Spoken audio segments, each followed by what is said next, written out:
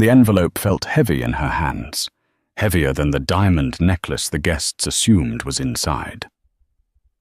Harper stood center stage in the Sterling family ballroom, hundreds of eyes fixed on her, waiting for her reaction to Beatrice's generous anniversary gift.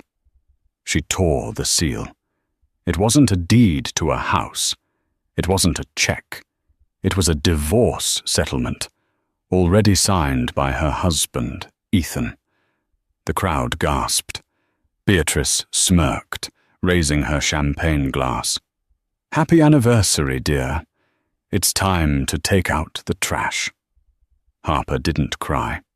She didn't scream. She simply smiled. A cold, terrifying smile that would haunt the Sterling Empire for generations, because Beatrice didn't know that Harper wasn't just a penniless orphan. She was the one holding the kill switch to their entire fortune, and she was about to press it. The chandelier in the Sterling Manor was so large it looked like a frozen explosion of crystal. Beneath it, the crème de la crème of Seattle's high society mingled, their laughter sounding like breaking glass. It was Harper and Ethan's third wedding anniversary, a date that Beatrice Sterling, the matriarch of the family, had insisted on celebrating with a gala that rivaled a royal coronation. Harper Vance, technically Harper Sterling, though Beatrice rarely used that name, stood near the periphery of the ballroom, smoothing the fabric of her navy blue gown. It was a modest dress, bought off the rack, which stood in stark contrast to the haute couture worn by the other women in the room. Harper knew her role. She was the charity case, the librarian's daughter whom Ethan Sterling, heir to the Sterling shipping fortune, had inexplicably fallen in love with. "You look like you're waiting for a bus, dear."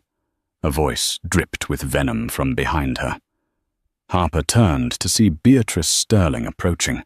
Beatrice was a woman made of steel and Botox, wrapped in a shimmering gold dress that cost more than Harper's childhood home. "Mother Sterling," Harper said, keeping her voice neutral, "the party is beautiful." "It is, isn't it?" Beatrice swirled her martini. "I spared no expense. After all, tonight is a pivotal night for this family." She looked Harper up and down with open disdain. "Where is my son?" "Ethan is discussing the merger with Mr. Henderson in the library," Harper replied. Beatrice tisked. "Always working. He has to, doesn't he? Someone has to carry the weight of this legacy. It certainly isn't you." Harper bit the inside of her cheek. For 3 years she had endured this. The subtle digs, the overt insults, the way the staff was instructed to check her purse before she left the house. Ethan had always been her shield, or so she thought. He was the golden boy, charming and weak, who loved Harper in private, but withered under his mother's glare in public. "It's time for the speeches," Beatrice announced, snapping her fingers at a passing waiter. "Go find my son. Tell him his mother demands his presence." 10 minutes later, the room fell silent as Beatrice took the microphone on the raised dais. Ethan stood beside her, looking pale. He wouldn't meet Harper's eyes. Harper was beckoned up to the stage by Beatrice's manicured hand. "Come, Harper. Come stand by your husband." Harper climbed the stairs, her heart hammering a warning rhythm against her ribs. She took her place beside Ethan. He smelled of scotch and fear. "Ethan," she whispered. He flinched, but "I'm sorry, Harper." "Friends, partners, shareholders," Beatrice boomed, her voice projecting to the back of the room. "We gather to celebrate 3 years of my son's experiment." A ripple of nervous laughter went through the crowd. "Marriage is a contract," Beatrice continued, her eyes locking onto Harper. "And like any business contract, when it no longer serves the company's best interests, it must be terminated. Harper, dear, I decided to save you the trouble of shopping for a gift this year, so I got you something that will change your life." Beatrice pulled a thick, cream-colored envelope from a velvet box on the podium. She handed it to Harper with a theatrical flourish. "Go on, open it." Harper's hands trembled. She looked at Ethan, pleading silently for him to intervene, to stop whatever cruelty his mother had planned. But Ethan stared at his shoes, his jaw tight. Harper tore the envelope. Inside lay a stack of legal documents. The header was bold and undeniable: Petition for Dissolution of Marriage. She flipped the page. Ethan's signature was already there, dated that morning. The silence in the room was absolute. Then a few gasps. You signed this?" Harper asked, her voice barely audible. Ethan finally looked up, his eyes wet. "She cut off the trust, Harper. She threatened to freeze the accounts. The merger, the company needs the capital. I didn't have a choice." "There is always a choice," Harper said, her voice hardening. Beatrice stepped in, leaning into the microphone. "You have 1 hour to pack your personal effects. The car is waiting to take you to a motel in the city. I've prepaid for 3 nights. Consider it severance." Beatrice laughed, and to Harper's horror, a few of the sycophants in the crowd chuckled along with her.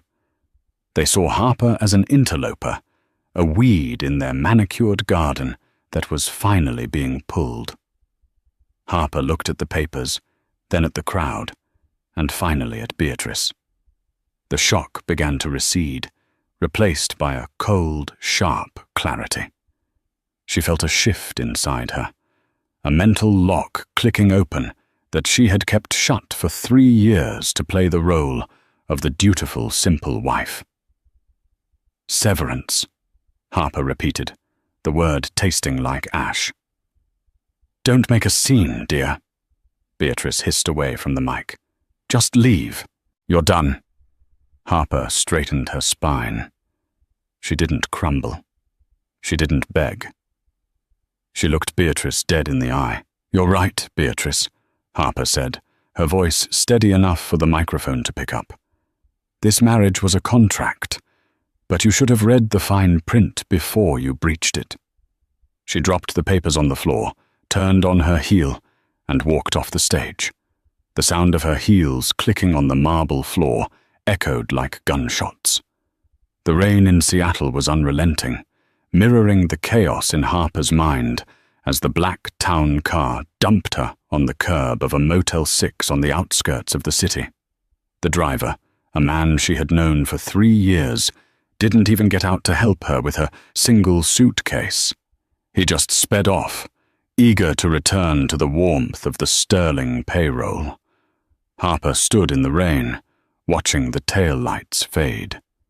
She wasn't shivering from the cold. She was vibrating with adrenaline. She walked into the dingy room, tossed her bag on the bed, and sat down. She reached into the lining of her suitcase and pulled out a burner phone she had kept hidden since the day she married Ethan. She dialed a number from memory. It rang once, twice. "Status?" A deep, distorted voice answered. "Active," Harper said. "The sleeper is awake. Initiate Protocol 0. There was a pause on the other end. "Are you sure, Wraith? Once we start this, there is no going back. The Sterlings will be liquidated." "Beatrice Sterling just handed me divorce papers as an anniversary gift in front of 500 people, Harper said, kicking off her wet heels. "Burn it down, Dominic, but slowly. I want them to feel the heat before they see the fire." "Understood. Welcome back, boss." Harper hung up and walked to the cracked mirror in the bathroom. She wiped the rain from her face. The Harper Vance, who was a shy librarian's daughter, was a fabrication, a cover identity created 5 years ago. The real woman staring back at her was Harper Vane, the founding architect of Ether Systems, a shadow equity firm that specialized in hostile takeovers and corporate restructuring. She had stepped away from her empire, placing her second-in-command, Dominic Cole, in charge, because she had genuinely fallen in love with Ethan Sterling during a chance encounter in a coffee shop. She had wanted a simple life. She had wanted to be loved for herself, not her billions. She had hidden her claws, played the role of the submissive daughter-in-law, and dimmed her light to let Ethan shine. And they had treated her like a stray dog. Ethan wasn't just weak, he was a traitor. He knew the terms of their prenup, or rather, the lack of one. He assumed she would walk away with nothing because she came with nothing. He didn't know that the Vance family name was a ghost, and that his wife's personal net worth was triple the value of Sterling Shipping. But money wasn't the weapon tonight. Information was. Harper opened her laptop, a rugged, military-grade machine she kept hidden in the false bottom of her luggage. She logged into the Sterling Shipping internal server. During her time at the manor, she had accidentally left USB drives plugged into various ports in Ethan's home office. Beatrice thought she was incompetent with technology. In reality, Harper had been mapping their entire digital infrastructure just in case. She brought up the financials for the upcoming merger with Henderson Logistics. This was the deal Beatrice was so desperate to protect, the reason she forced Ethan to divorce Harper. Beatrice needed the Henderson capital to cover up massive embezzlement she had been conducting for years. "Let's see where the bodies are buried," Harper whispered. She began typing furiously. The code flowed from her fingers like water. She bypassed the firewalls, ghosting through the system. She found it within 20 minutes. A shell company in the Cayman Islands named Blue Horizon. Beatrice had been siphoning 15% of Sterling Shipping's profits into it for a decade to fund her gambling debts in Monte Carlo and pay off blackmailers regarding a toxic waste dumping scandal in the Pacific. Harper smiled. It was worse than she thought. Beatrice wasn't just mean, she was a criminal. Her phone buzzed. It was a text from Dominic. "The board of Henderson Logistics is meeting tomorrow at 9 a.m. to finalize the merger. Beatrice and Ethan will be there." Harper typed back. "Get me a seat at that table." "As who?" Dominic asked. "As the new majority shareholder of Henderson Logistics." Harper closed the laptop. She needed a new wardrobe. She needed a haircut. The mousy brunette with the sensible dresses was dead. The next morning, the sun broke over the city, but Harper was already moving. She walked into a high-end salon at 7 a.m., flashing a black Amex card that had been dormant for 3 years. "Cut it," she told the stylist. "Short, sharp, blonde. I want to look like I own the place." 3 hours later, she walked out. She wore a tailored white power suit that cost more than Beatrice's car. Her hair was a sleek, icy platinum bob. Her lips were painted a dangerous shade of crimson. She put on oversized sunglasses and hailed a cab. "Where to, lady?" "The Sterling Tower," Harper said. "And don't stop for lights." The 40th floor boardroom of Sterling Tower offered a panoramic view of the Seattle skyline, a view Beatrice Sterling believed belonged only to masters of the universe. Currently, the mood inside was tense.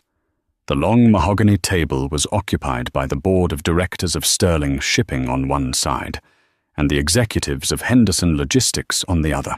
Ethan sat next to his mother, looking like a man facing a firing squad. He hadn't slept since the gala.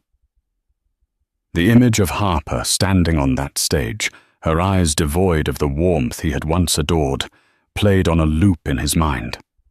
Beatrice, however, was in her element. She paced behind Ethan's chair, a lioness guarding her cub, though the cub was 30 years old and currently useless. "Gentlemen," Beatrice said, her voice smooth as silk over gravel. "The synergy here is undeniable. Sterling Shipping has the infrastructure. Henderson has the inland distribution network. Together, we dominate the Pacific Northwest.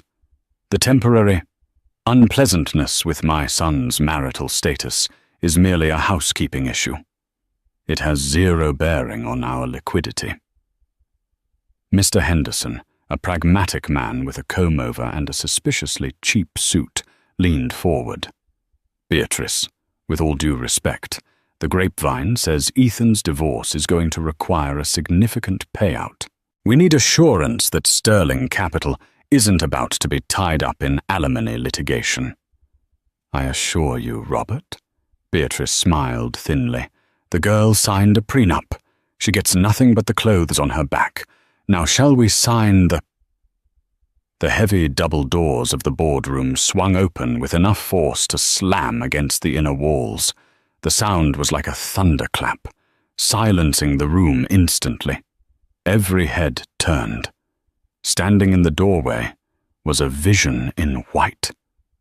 The woman was tall, imposing, with platinum blonde hair cut into a razor-sharp bob that framed a face of striking, icy beauty. She wore a tailored white suit that screamed five-figure price tag, and her eyes were hidden behind dark, oversized sunglasses. Beatrice bristled. "Who are you? This is a closed meeting. Security!" The woman stepped into the room, the click of her heels precise and threatening. She reached up and slowly removed her sunglasses. Ethan gasped, knocking his water glass over. The ice cubes clattered loudly on the expensive wood table. It was Harper. But it wasn't the Harper he knew. The soft edges were gone. The hesitation was gone. Her eyes, usually a warm honey color, looked like frozen amber. "Harper," Ethan whispered, horrified and mesmerized. Beatrice recovered quickly, her face contorting into a sneer.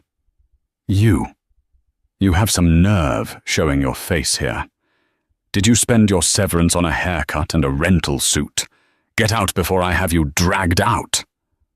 Harper didn't even look at Beatrice. She walked straight to the head of the table, opposite Mr. Henderson. There was an empty chair there, reserved for a senior analyst who was running late. Harper pulled it out and sat down, crossing her legs elegantly. "I wouldn't do that, Beatrice," Harper said. Her voice had changed too. The meek librarian tone was replaced by a resonant, authoritative cadence that demanded listening. "It's rude to evict the majority shareholder." The room went deathly silent. Mr. Henderson looked confused. "Majority shareholder? Miss Sterling, what is the meaning of this?"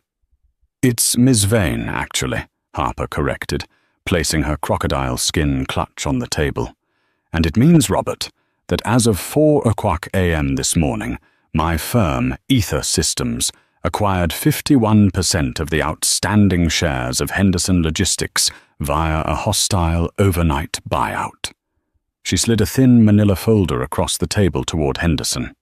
He opened it, his eyes widening as he scanned the acquisition documents. His face paled. "My God," Henderson breathed. "It's true. The wire transfers, the stock purchases. How is this possible? Ether Systems? The shadow firm?" Beatrice looked like she'd swallowed a lemon. "You're lying! You're a penniless nobody! Ethan, tell them she's lying!" Ethan just stared at his wife, his mouth slightly agape. "I don't know who this is," he murmured, truthful. Harper ignored them.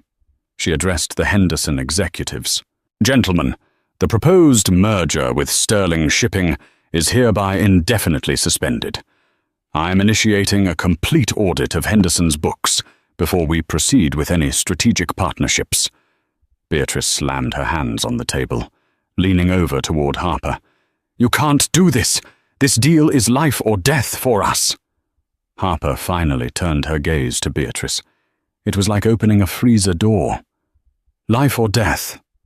That's dramatic, Beatrice. Almost as dramatic as serving divorce papers at an anniversary party. Harper leaned forward slightly, lowering her voice so only those close to the table could hear the menace in it. I'm just reviewing the contract. You know how fond I am of fine print now. Beatrice sputtered. Where did you get this money? Who are you sleeping with?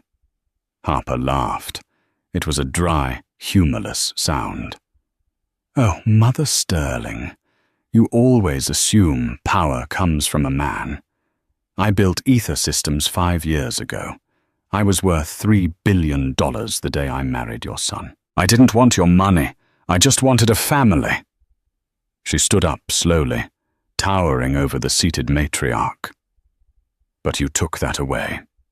So now I'm going to take everything you have. And I'm starting with this deal. Harper turned to the stunned board members. This meeting is adjourned. Robert, my team will be in touch to set up the transition. She put her sunglasses back on, turned on her heel, and walked out of the silent boardroom, leaving the smell of expensive perfume and total devastation in her wake. Harper stood at the floor-to-ceiling window of the penthouse she had purchased 3 hours ago. It occupied the top 2 floors of the Spire, the newest and tallest residential building in Seattle, directly overlooking the older, smaller Sterling Tower. The apartment was sparse, decorated in minimalist chrome and black leather. It was cold, efficient, and devoid of sentimentality. Exactly how she felt inside. Behind her, 3 massive monitors were set up on a glass desk, scrolling lines of green code and financial data. Dominic Cole, her COO at Ether Systems, sat at the keyboard. Dominic was a bear of a man with a shaved head and intellect that rivaled Harper's own. He was the only person in the world who knew the full extent of her operations. The Henderson acquisition is solidified, Dominic reported, his voice a low rumble. We own the supply chain they were desperate for. Good, Harper said, watching the rain streak the glass. What's the status on Sterling's liquidity? Dominic tapped a few keys. A graph appeared on the center screen, showing a sharp downward trend. They are bleeding cash. Beatrice has been moving money frantically all morning, trying to cover the hole the failed merger left. She's pulling from personal accounts, liquidation trusts, everything. Is she tapping into the Cayman accounts yet? Harper asked. Not yet. She's too scared. She knows if she touches Blue Horizon, it might trigger alarms with the IRS. She'll get desperate enough soon, Harper said. Squeeze them harder. Call in the short-term loans Ether holds against their shipping fleet. Tell the banks we view Sterling shipping as a high-risk liability. That will cripple their operational cash flow within 48 hours, Dominic warned. They won't be able to fuel their ships. Do it. Harper turned away from the window. The adrenaline of the boardroom was fading, replaced by a deep, aching hollow in her chest. She had seen the look in Ethan's eyes. It wasn't just shock. It was betrayal, as if she were the monster. He had looked so pathetic sitting next to his mother. The golden boy, tarnished and dull. She hated that part of her still wanted to comfort him, to tell him it was just a nightmare. But the memory of the gala, the public humiliation, burned away the softness. Her burner phone buzzed on the desk. It had been buzzing non-stop for hours. It was Ethan. Dominic looked at the phone, then at Harper. He's persistent. 34 calls. Harper stared at the flashing name. Let him sweat. It buzzed again. And again. Finally, with a sigh of irritation that masked a deeper turmoil, Harper snatched up the phone and answered. You have 30 seconds to convince me not to block this number forever, she said coldly. Harper. Oh God, Harper, please. Ethan's voice was ragged, choked with tears. I don't understand. What is happening? Mother is screaming, the banks are calling, everything is falling apart. Welcome to the real world, Ethan. It's cold outside the bubble, isn't it? Harper, who are you? That woman in the boardroom. That wasn't my wife. Your wife died on that stage last night, Ethan. You killed her when you signed those papers to save your inheritance. I told you I had no choice. She was going to ruin me. And now I am going to ruin you. Poetic, isn't it? Silence stretched between them. She could hear him breathing shakily on the other end. Please, he whispered.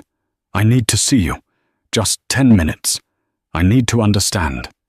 If you ever loved me, give me 10 minutes. Harper closed her eyes. The "if you ever loved me" was a low blow. It was also effective. Tonight, 10 p.m., the Obsidian Bar in Capitol Hill. Come alone. If I see your mother's driver or any security, I'm gone. She hung up before he could agree. She threw the phone onto the couch. Dominic raised an eyebrow. Is that wise, boss? He's radioactive right now. I need to look him in the eye, Harper said, walking toward her bedroom suite to change. I need to make sure he's broken before I finish them off. At 10 p.m. sharp, Harper walked into the Obsidian. It was a dark, moody place, all black velvet booths and dim amber lighting, designed for illicit affairs and quiet transactions. Ethan was already there, sitting in a corner booth.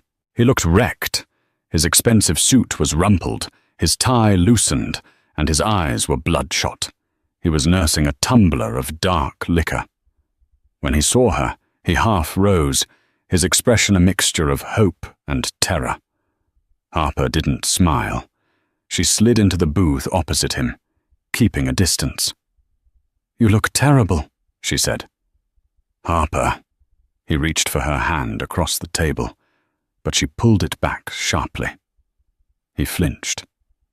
I don't know where to start. The money, the company. You own Ether? Why didn't you tell me? Would it have mattered? Harper asked. Would you have stood up to Beatrice if you knew I was richer than she was?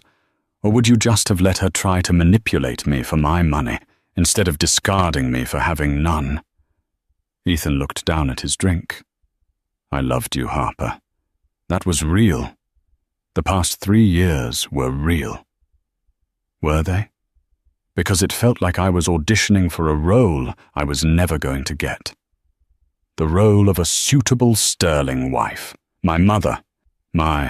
She's impossible. You don't know what it's like growing up under her thumb. She controls everything. She makes you feel like you're suffocating.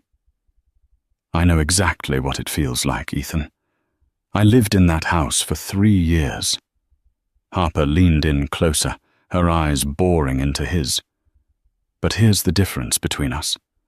When she tried to suffocate me, I learned how to breathe underwater. You just drowned. Ethan looked away, shame coloring his features. What do you want, Harper? Is this just revenge?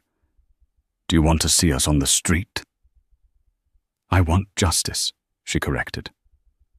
Beatrice has been running that company like a criminal enterprise for years.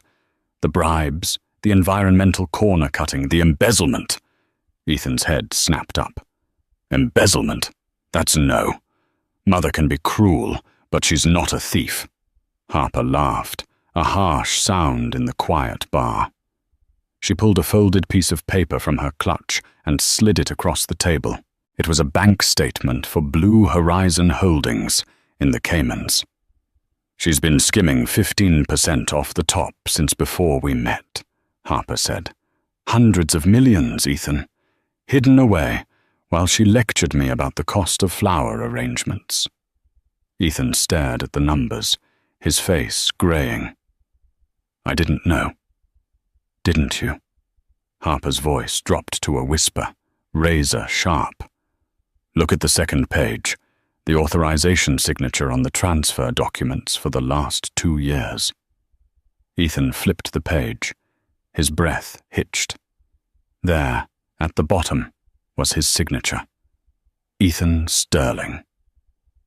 "No," he gasped. "I never signed this. I don't even know what Blue Horizon is." "Beatrice is smart," Harper said, her voice devoid of sympathy now. "She put the newest accounts in your name. She had you sign stacks of documents, routine corporate filings, I'm sure she called them. You never read them. You just did what Mummy told you." Ethan looked up, his eyes wide with raw panic. "Harper, this is prison time. Federal fraud." "Yes, it is." "She set me up." Tears spilled down his cheeks now. "My own mother set me up as her fall guy. She knew the walls were closing in. She needed a patsy. Who better than the son who never questions her?" Ethan reached across the table again, grabbing her wrist this time, his grip desperate. "Harper, you have to help me. You have all this power, all this information. You can make this go away. Please, I'll do anything. I'll sign whatever you want. Don't let me go to prison for her." Harper looked down at his hand on her wrist, then up at his tear-stained face. For a second, she remembered the man who had proposed to her in a meadow, promising to protect her. That man was gone. She slowly peeled his fingers off her wrist. "You signed the divorce papers, Ethan. You made your choice. You're on her side of the line now." She stood up, towering over him in the dark booth. "I suggest you get a very good lawyer. Though, with the banks freezing your assets tomorrow morning, I'm not sure how you'll afford one." She threw a $50 bill on the table to cover their drinks. "Goodbye, Ethan." She walked out into the cool night air. She didn't feel triumphant. She just felt empty. But the beast demanded to be fed, and Beatrice Sterling was still standing. It was time to finish it. The following morning, the front page of the Seattle Times did not feature the usual weather report or local politics. Instead, a massive headline dominated the fold. "Sterling Silver tarnished. Fraud allegations. Rock shipping giant." Beatrice Sterling sat in her breakfast nook, her hands shaking so violently that her china teacup rattled against the saucer. She wasn't wearing makeup, a rarity for a woman who usually wouldn't be seen by her own house staff without full foundation. Her face was pale, the lines of age suddenly deep and craggy, no longer hidden by expensive creams or lighting. "This is slander," she hissed, throwing the paper onto the floor. "Get me my lawyer. Get me Henderson. Get me anyone who can stop this." Across the table, Ethan sat with his head in his hands. He hadn't changed out of his suit from the night before. He looked like a ghost haunting his own life. "There is no stopping it, Mother," Ethan said, his voice hollow. "I tried to tell you. Harper isn't playing a game. She's executing a demolition." "She's a nobody!" Beatrice shrieked, standing up and pacing the room. "A gold-digging library girl. I should have had her investigated more thoroughly. I should have—" "You should have treated her with respect," Ethan said quietly. Beatrice spun on him. "Don't you dare lecture me. I did this for us, to keep this roof over your head. And now you let her manipulate you with fake documents." "They weren't fake, Mother," Ethan said, finally looking up. His eyes were dead. "I went to the bank this morning at 8 a.m. My accounts are frozen. All of them." The bank manager. He looked at me like I was a criminal. He showed me the transfer logs. "You used my digital signature key. You moved $12 million last month, alone, into Blue Horizon." Beatrice froze. The color drained further from her face. "It was necessary. The liquidity crisis." "You framed me," Ethan whispered. "Your own son." Before Beatrice could conjure a lie, the sound of sirens cut through the morning air. It wasn't the distant wail of city traffic. It was close, loud, and multiplying. The screech of tires on gravel echoed up the long driveway of the Sterling Manor. Beatrice ran to the window. 3 black SUVs and 2 police cruisers were swarming the front entrance. Men in windbreakers with bold yellow letters on the back, FBI, were stepping out, weapons drawn low, moving with tactical precision. "No," Beatrice gasped, clutching the curtains. "No, no, no, they can't come here. This is private property." The front door exploded open with a heavy thud. The sound of shouting voices filled the cavernous foyer. "Federal agents! Search warrant! Nobody move!" In the penthouse of the Spire, Harper watched the scene unfold on a live news feed. A news helicopter was circling the Sterling estate, broadcasting the raid to the entire city. "It's happening fast," Dominic said, standing behind her chair. "The DOJ didn't waste time. The evidence we sent over regarding the toxic dumping violations in the Pacific was enough for a warrant, but the embezzlement proof was the nail in the coffin." Harper watched as a figure was led out of the house in handcuffs. It was Ethan. He looked bewildered, stumbling slightly as an agent guided him toward a waiting car. He didn't fight. He just looked defeated. A moment later, Beatrice emerged. She was not going quietly. She was screaming at the agents, kicking at the air, her silk robe flapping around her. It took 2 agents to restrain her and force her into the back of a separate vehicle. "She's fighting to the bitter end," Harper noted, her face impassive. "Are you satisfied?" Dominic asked gently.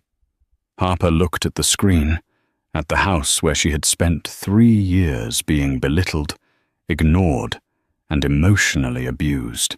She saw the garden where she wasn't allowed to plant flowers because they clashed with the aesthetic.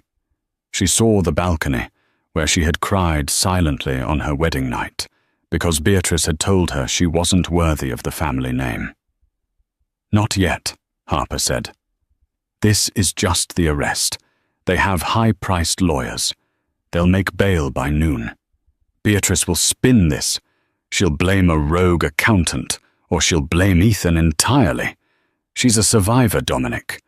Cockroaches always survive the first stomp." "So what is the next phase?" Harper turned away from the screen. "We take the house. We take the legacy. Call the bank, holding the mortgage on Sterling Manor. Ether Systems is buying the debt." 3 days later, the media storm was at a fever pitch. Beatrice Sterling had indeed made bail, posting a bond that likely liquidated the last of her legitimate jewelry. Ethan had been released as well, pending further investigation, but he had gone into hiding. Beatrice, however, went on the offensive. She scheduled a prime-time interview with the Seattle Voice, a popular local talk show. She intended to paint herself as the victim of a corporate vendetta orchestrated by a vengeful ex-daughter-in-law. Harper sat in her penthouse, dressed in a robe, waiting. "She's live in 5, Dominic said, queuing up the feed. On the screen, Beatrice sat across from the host. She had been cleaned up by a crisis management team. She wore a soft pastel suit, her hair was perfect, and she dabbed at her dry eyes with a tissue. "It's heartbreaking, truly," Beatrice told the host, her voice wavering perfectly. "To welcome a girl into your home, to treat her like a daughter, only to find out she was a corporate spy the whole time. Harper Vance, or whatever she calls herself, married my son solely to infiltrate our company. She planted those files. She hacked our accounts. This is domestic terrorism, plain and simple." The host nodded sympathetically. "And the allegations of embezzlement?" "Fabrications," Beatrice declared. Deep-fake documents created by her high-tech firm. My son, my poor, gullible son, was manipulated by this woman. She is a predator. Harper picked up her phone. She dialed the number for the show's producer, a direct line Dominic had acquired earlier that day. "Put me through," Harper said. "You wanted the exclusive? You have the exclusive." On the television, the host paused, pressing her earpiece. Her eyes went wide. She looked at Beatrice, then at the camera. "Mrs. Sterling," the host said, her voice buzzing with excitement. "We actually have Harper Vane on the line right now. She wants to respond." Beatrice's mask slipped. For a second, pure terror flashed across her face before she regained her composure. "I have nothing to say to that woman." "Put her on," the host commanded the control room. Harper's voice filled the studio and millions of living rooms across the city. It was calm, clear, and terrifyingly reasonable.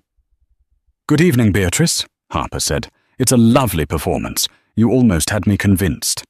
"You are a liar and a thief," Beatrice shouted at the ceiling, not knowing where to look. "We can debate my character later," Harper said. "But right now, I think the viewers might be interested in the audio recording from your study on November the 12th, 2023. The day you met with Senator Greaves regarding the zoning permits for the new port." Beatrice went white. "That is illegal wiretapping."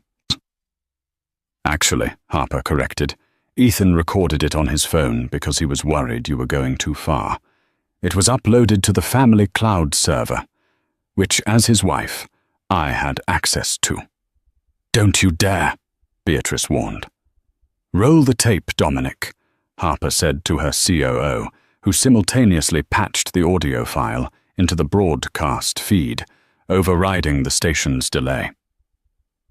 The voice of Beatrice Sterling filled the airwaves, clear and undeniable. "I don't care about the wetlands, Senator. Just bury the report. I'll wire $50,000 to your re-election campaign in the morning. Just make sure the EPA inspector looks the other way. If we have to dump the sludge at night, we dump it at night. Who cares if a few fish die? I have a merger to secure." The silence in the studio was absolute. The host looked like she had just witnessed a murder. "That's AI," Beatrice stammered, standing up. "That's fake." "The FBI forensics team is verifying the metadata as we speak," Harper said coolly. "Beatrice, look at the stock ticker at the bottom of the screen." Beatrice looked. Sterling Shipping, STR, 45%. Trading halted. "You're done, Beatrice," Harper said. "The shareholders are suing. The EPA is on its way. And the bank just sold the mortgage on your manor. You have 24 hours to vacate the premises." Beatrice stared at the camera, her mouth opening and closing like a fish out of water, before she simply collapsed back into her chair, the fight finally leaving her body. Harper hung up the phone. She didn't smile. She just poured herself a glass of water. The tower had fallen. Now she had to clear the rubble.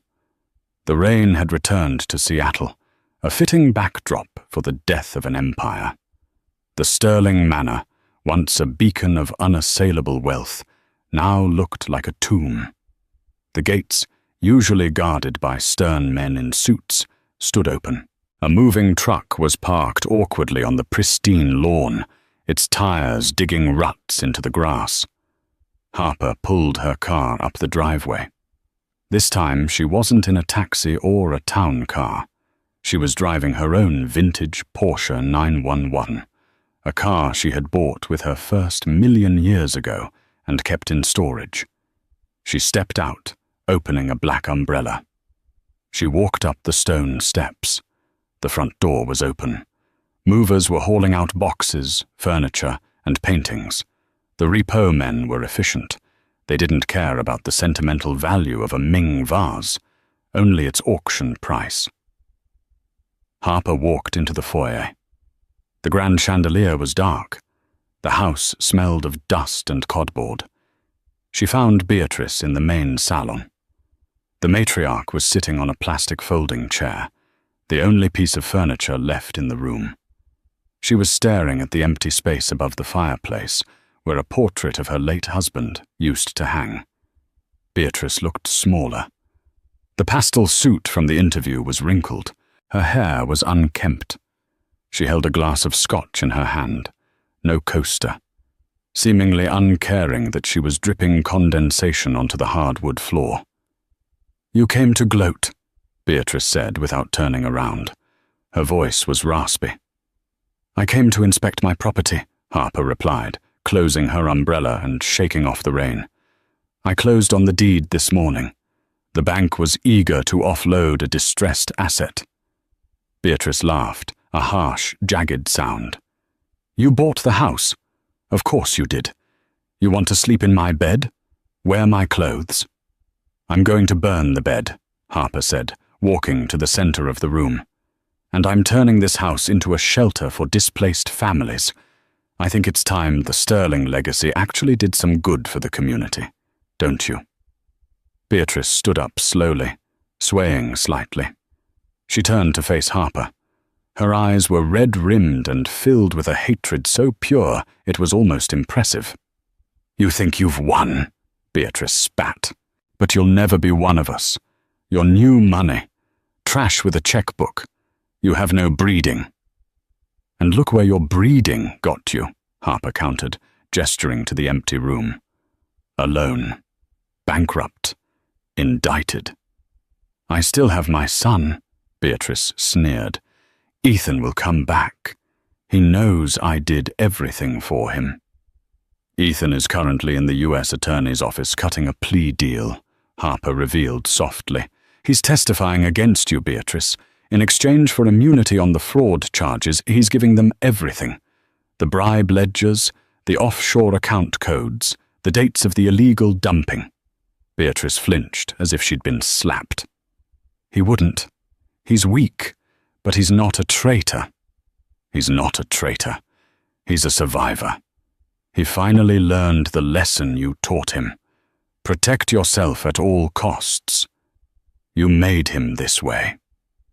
Beatrice sank back onto the chair, the glass slipping from her fingers and shattering on the floor. She didn't even look at the shards. The realization finally hit her. She hadn't just lost her money. She had lost her dynasty.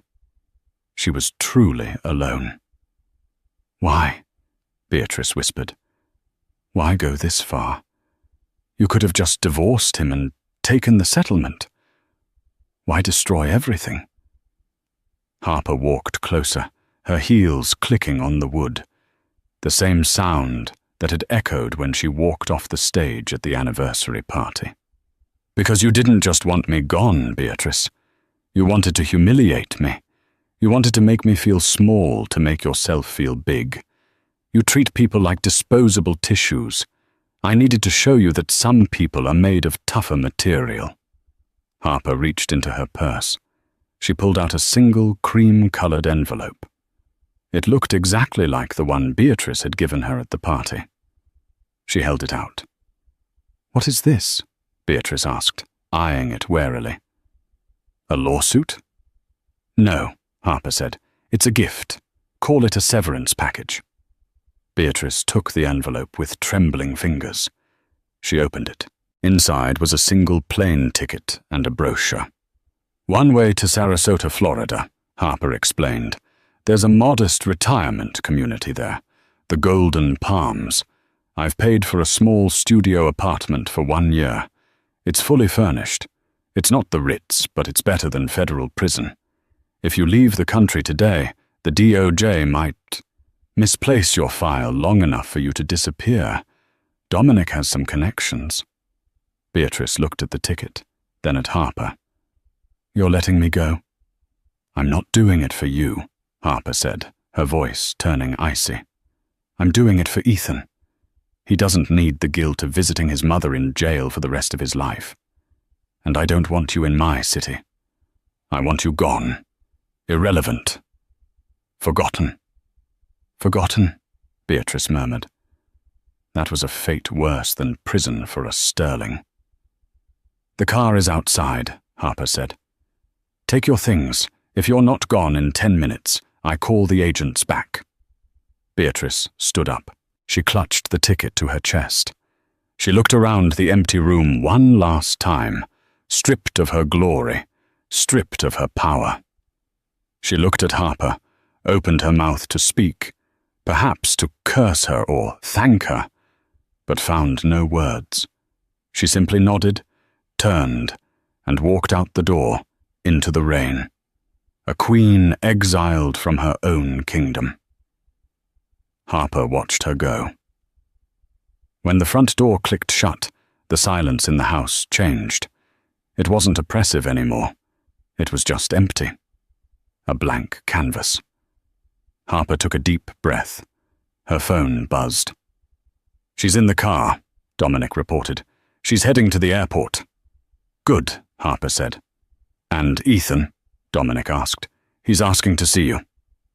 Harper looked at the spot where the portrait used to hang. Tell him to meet me at the gala. The gala? Dominic sounded confused.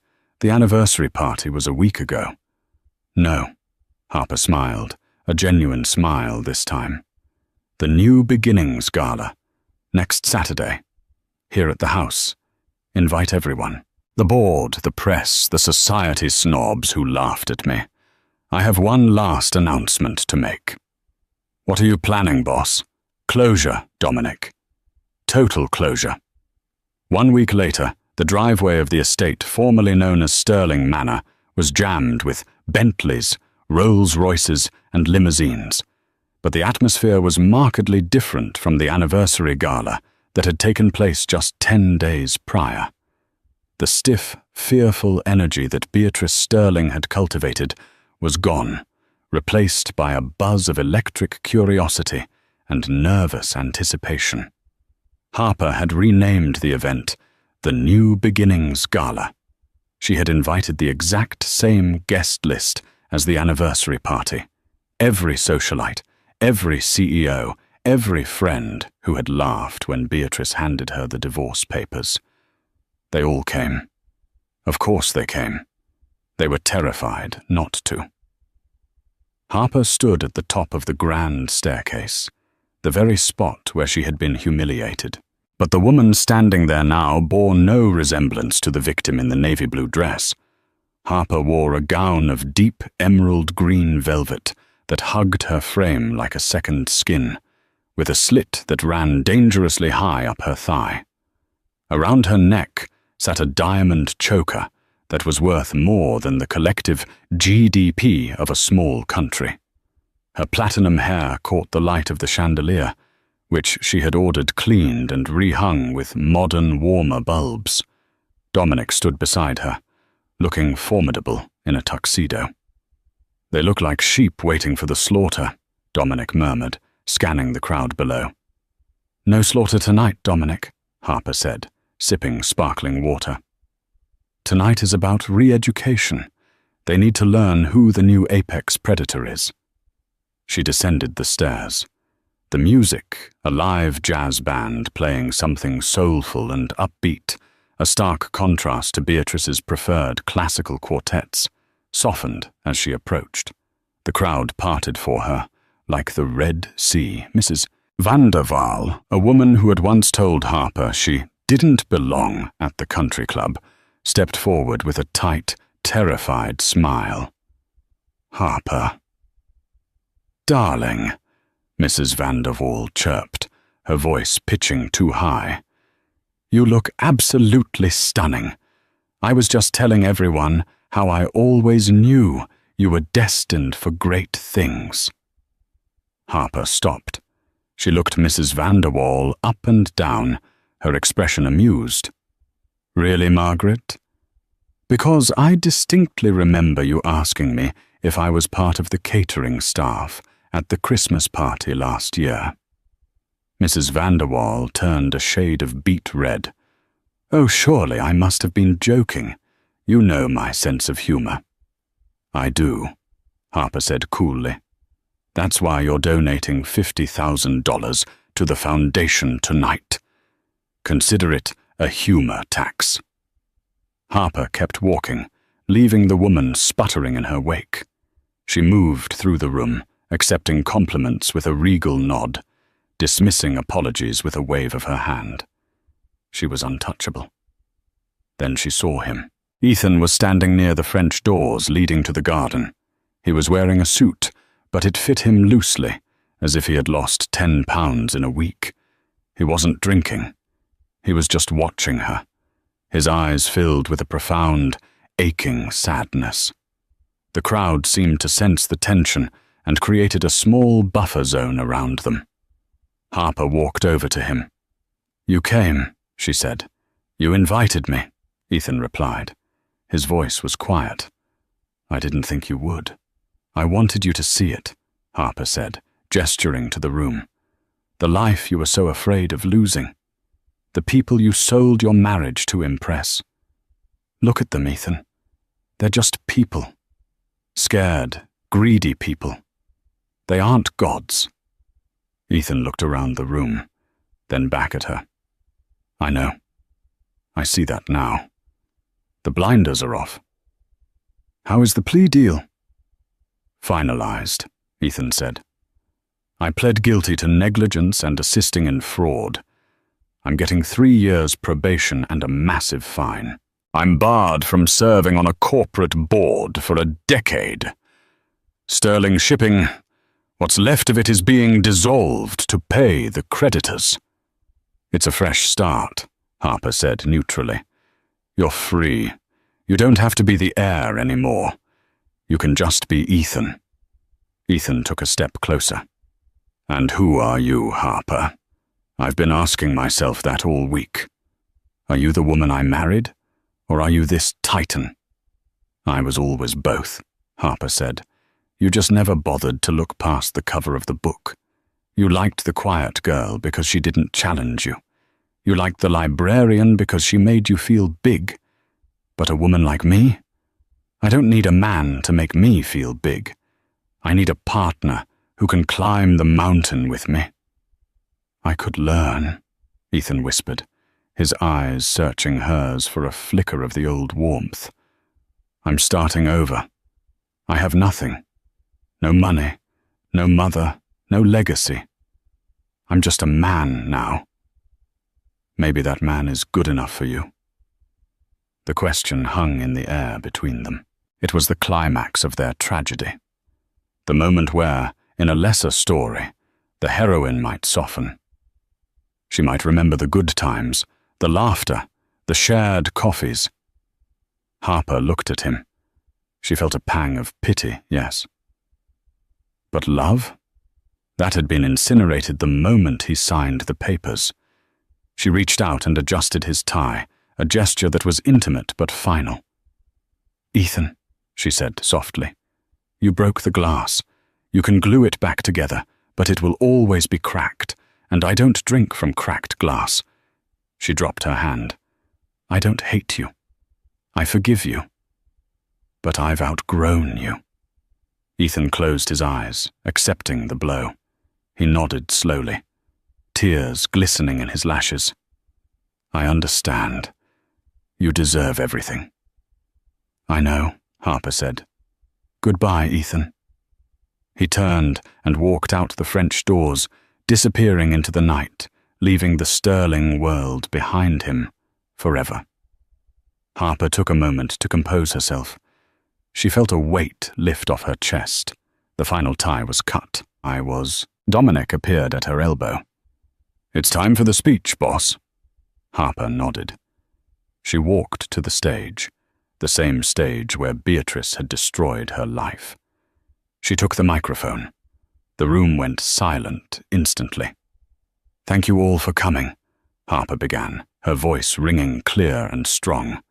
3 years ago, I stood on this stage and was told I was trash. I was told I was a bad investment. She paused, letting the memory settle over the crowd. Tonight, we are correcting the record. The Sterling name is gone from this house. From this day forward, this estate will be the headquarters of the Vane Foundation. A murmur went through the crowd. We will focus on providing legal and financial aid to women trapped in abusive financial dependencies, Harper announced.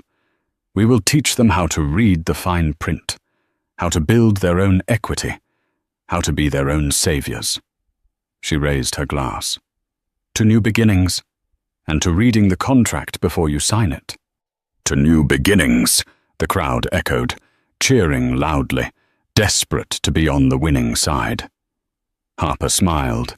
It wasn't a cold smile anymore. It was a smile of genuine triumph. As the band struck up a celebratory tune, Harper walked off the stage. Dominic met her at the bottom of the stairs. That was quite a mic drop, he said. It needed to be done, Harper replied. So what now? Dominic asked. We've conquered Seattle. Sterling is dust. Henderson is yours. The foundation is launched. What does Harper Vane do tomorrow? Harper looked toward the window, where the city lights of Seattle twinkled like fallen stars. She thought about the power she held, the freedom she had fought for, and the future that was entirely, beautifully hers. She turned to Dominic, her eyes sparking with a new fire.